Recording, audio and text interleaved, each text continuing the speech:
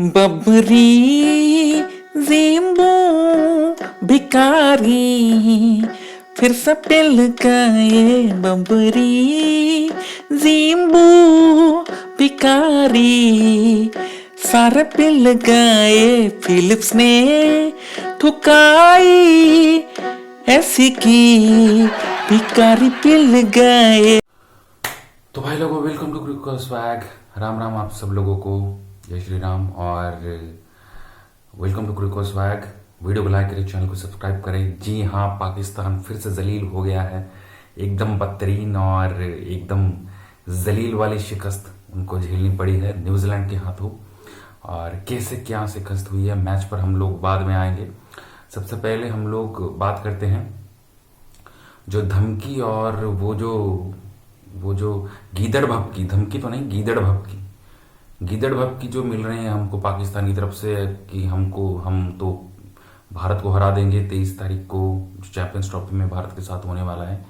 उनके prime minister तक भौंक रहे हैं। जो उनके नल्ले प्राइम मिनिस्टर है जो जगह जगह जाकर भीख मांगते हैं और इंटरव्यू में बोलते हैं कि बेगर्स कांट बी चूजर्स, वो इंडिया को धमका रहे हैं, वो इंडिया को सिखा रहे हैं कि इंडिया को हराना है पाकिस्तान ने और चैंपियंस ट्रॉफी में।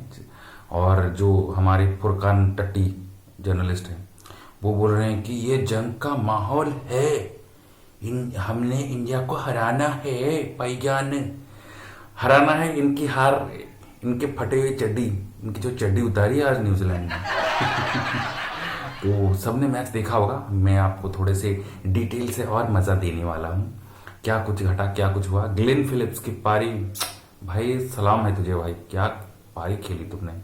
जो इतने सारे आतिफ असलम, आरिफ लोहार और इतने सारे नल्ले फटेहाल जो इंडिया के भीख पर पल रहे थे, है ना। ठीक है, वो अच्छे सिंगर हैं, अच्छे आर्टिस्ट हैं, लेकिन पहचान तो उनको यहाँ पर आकर मिली ना।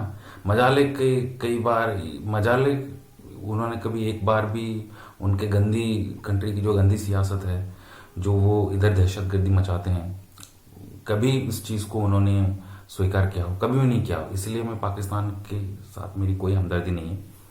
तो खैर, अब मैच पर आते हैं। तो ये जो गीदड़ बाप की देर है, आज इनकी चड्डी कैसे न्यूजीलैंड ने उतारी, तो हम उस पर बात करेंगे, है ना। लोगों, सबसे पहले न्यूजीलैंड ने यहाँ पर जो था वो टॉस जीता। टॉस जीतकर उन्होंने बैटिंग की और टॉस जीतकर विल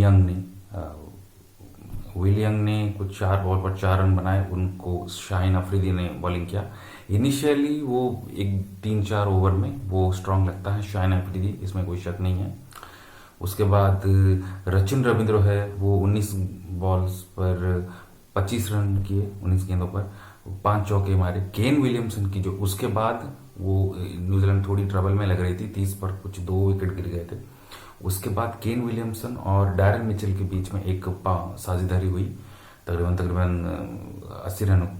उसके बाद केन विलियमसन 58 रन बनाकर 89 गेंदों पर 7 चौकों के हिसाब से वो शिकार बने शाहीन अफरीदी का फिर से। उसके बाद डैरल मिचेल भी अबरार अहमद का शिकार बने। रचिन रविंद्र आउट हो गए, भी रचिन रविंद्र का कॉटन बोल्ड हो गए। उसके बाद डैरल मिचेल अच्छे थोड़े लग रहे थे, लेकिन डैरल मिचेल को भी अबरार अहमद ने कर दिया आउट। उसके बाद डैरल मिचेल की भी पारी बहुत अच्छी थी। उसके बाद टॉम लैथम कुछ ज़्यादा खास कुछ कर नहीं पाए, 3 बॉल पर 0 रन बनाए। उस वक्त न्यूजीलैंड लगा कि न्यूजीलैंड थोड़ा सा बैकफुट पर आ रही है, लेकिन मजाल है ग्लेन फिलिप्स तक आ चुके थे और ग्लेन फिलिप्स और डैरल मिचेल की पार्टनरशिप हुई थी। उसके बाद ग्लेन फिलिप्स और जो माइकल ब्रेसवेल है ना, जो एक 400 के करीब का टारगेट मिला था। इंडिया और न्यूजीलैंड का मैच हुआ था, शुभमन गिल के 200 रन आए थे, याद होगा आपको। उस मैच में माइकल ब्रेसवेल के भी ताबड़तोड़ रन आए, 150 के करीब रन आए थे और लगभग पहुंचा गया था न्यूजीलैंड की टीम को। वो आउट हो गया तो फिर मैच खत्म हो गया। तो माइकल ब्रेसवेल ने भी 23 गेंदों पर 31 रन हो गए। लेकिन मजा तो तब आया जब 45 ओवर्स में इंग्लैंड की टीम कुछ 245 रन बना चुकी थी। मैंने बोला क्या कितना करेगी ये कर करके, 260, 70, 80 तक, ये तो जीत जाएगा पाकिस्तान। लेकिन मजाल है भाई, न्यूजीलैंड इतने में रुक जाता। भाई 5 ओवर में कुछ 84 रन ठोक दिए उन्होंने। और मैं पार्टनरशिप यहाँ पर लगाऊंगा जो 28 गेंदों पर 76 रन की जो पार्टनरशिप थी सैंटनर और ग्लेन फिलिप्स के बीच में। तो भाई कोई मामूली इनिंग्स नहीं थी, मैं देखता रह गया। और क्या ही जबरदस्त पारी थी, एकदम ताबड़तोड़ पारी थी। धागे खोल के रख दिए, शाहीन अफरीदी की चड्डी उतार दी भाई, लिटरली चड्डी उतार दी। वो फिरता है, ये करता फिरता है, बड़े भाई क्या ठुकाई मस्त की। तो 7 छक्के दनदनाते हुए सनसनाते हुए 6 चौके, 74 गेंदों पर 106 रन की पारी ग्लेन फिलिप्स की। और मिचेल सैंटनर ने बस सिंगल रोटेट किया, एक ही चौका मारा और 5 गेंदों पर 8 रन और एक्स्ट्रा 17 रन। हमेशा एक्स्ट्रा कॉस्टली होते हैं, पाकिस्तान भी देता है, इंग्लैंड भी एक्स्ट्रा 11, 15, 17 रन। उस हिसाब से इंडिया बहुत कम एक्स्ट्रा देती है। मैं एक्स्ट्रास के ऊपर भी बात करूंगा क्योंकि एक्स्ट्रा रन बहुत वाइटल्स होते हैं। और बॉलिंग पर अगर आए तो शाहीन अफरीदी को उसी एक ओवर में 25 रन पड़े, है ना। तो 10 ओवर में 88 रन, 3 विकेट तो लिए जरूर लेकिन वो कुछ काम का नहीं है। नसीम शाह 10 ओवर में 70 रन, अरे भाई। उसके बाद अबरार 10 ओवर में 41 रन, अबरार अहमद अच्छा लगा। उसके बाद रौफ का इंजर्ड होना, वहां पर जो हैमस्ट्रिंग खींच गया उनको, वही प्रॉब्लम है। 6.2 ओवर में 23 रन, 1 विकेट। वो अगर बॉलिंग करते तो यहां तक शायद ही पहुंच पाता क्योंकि वो अभी हाल फिलहाल में कटर्स मार रहे हैं। तो जो कुछ बचा कुचा उम्मीद था। तो हारिस रौफ इंजर्ड हो गए, अब सैम अयूब भी इंजर्ड हो चुका है। तो मुझे लगता नहीं पाकिस्तान अब इतने स्ट्रांग हाल में होगी चैंपियंस ट्रॉफी में। वो जितना दम भर है पाकिस्तान के खिलाफ, गेड़ वब की देर है, मुझे नहीं लगता कुछ कर पाएंगे। और खुशदिल शाह को पड़े 9 ओवर में 66 रन। क्या धुलाई New Zealand, thank you so much. इन लोगों की बेइज्जती होनी बहुत जरूरी थी। उसके बाद आगा सलमान 4 ओवर 4 गेंदें और 31 रन, उसको भी ठीक ठाक कुट पड़ी। एक्स्ट्रा 17 रन जैसे बोला तो 330 रन बोर्ड पे टांग दिए न्यूजीलैंड ने। तो तभी स्पष्ट हो गया था कि ये पाकिस्तान के औकात के बाहर है भाई, औकात की बाहर है ना। तो औकात के बाहर है, मुझे लगा ही था ये 250 रन तक जाएंगे। बहुत ही अच्छा खेला क्योंकि अगर सायम अयूब यहाँ पर होता तो वो इसके करीब जा सकते थे, हारते तो फिर भी, है ना, लेकिन 300 के करीब जरूर पहुंच जाते थे क्योंकि सायम अयूब थोड़ा सा दिलेर खेलता है। खैर फखर जमान ने वो आज थोड़ा सा संभाला पारी, है ना। तो फखर जमान के क्या कुछ रन आए। फखर जमान ने 69 गेंदों पर 84 रन की बहुत शानदार पारी खेली, 4 छक्के 7 चौके। बाबर आजम हक दिया फिर से, नल्ले हमारे। तो 23 गेंदों पर 10 रन किए, सिर्फ 1 चौका। उसके बाद कामरान गुलाम आए, उनके रिप्लेसमेंट, 23 गेंदों पर 18 रन किए। उसके बाद मोहम्मद रिजवान भी टीम की नैया पार नहीं लगा पाए, वो भी 11 गेंदों पर 3 रन। मिचेल सैंटनर ने उनका विकेट लिया, कामरान गुलाम को भी मिचेल सैंटनर ने आउट किया। बाबर आजम को माइकल ब्रेसवेल ने ऑफ स्पिन समझ नहीं पाए। और फखर जमान को ग्लेन फिलिप्स ने आउट किया, गोल्डन आर्म्स है वो भी ऑफ स्पिन डालते हैं। उसके बाद आगा सलमान आए, उन्होंने एक पार्टनरशिप की अच्छी तरीके से और 51 गेंदों पर 40 रन की पार्टनरशिप की। और लेकिन वो भी कुछ खास नहीं कर पाए, उनको भी माइकल ब्रेसवेल ने चलता कर दिया। उसके बाद मैट हेनरी जो तैयब ताहिर थे उनको भी चलता कर दिया, 30 रनों पर वो साझेदारी टूटी वहां पर। उसके बाद जो खुशदिल शाह है उन पर भी दम भर रहा है पाकिस्तान बहुत ज्यादा, कि बहुत हार्ड हिटर है। वो भी 18 गेंदों पर 15 रन बनाकर चलते बने, सिर्फ 1 चौका मारकर। उसके बाद जो शाहीन अफरीदी थे वो 16 गेंदों पर 10 रन। उसके बाद तो औपचारिकता थी, नसीम शाह फिर 23 गेंदों पर 13 रन और अबरार अहमद 16 गेंदों पर 23 रन, 4 चौके जरूर, लेकिन तब तक मैच खत्म हो चुका था।